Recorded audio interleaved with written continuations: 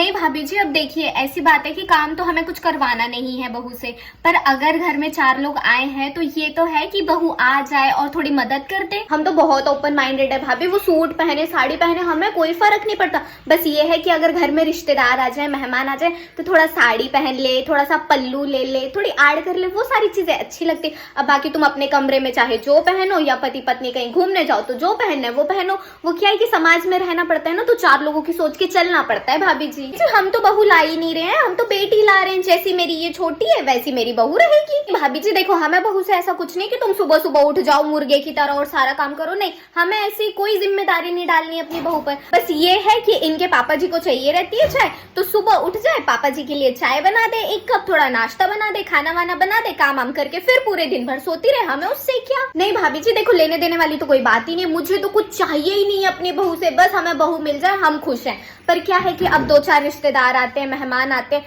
उन्हें नहीं दो ना कुछ तो उनके मुंह फूल जाते, फिर जाके हर जगह बातें बनाते। तो क्या कि तीज त्योहार है अपना, तो उनके यहाँ पे कपड़े पहुंच जाए, लिफाफे पहुंच जाए, बाकी मुझे मत दो, तुम लिफाफे मत दो, कपड़े मत दो, कुछ मत दो, मेरा चल जाएगा।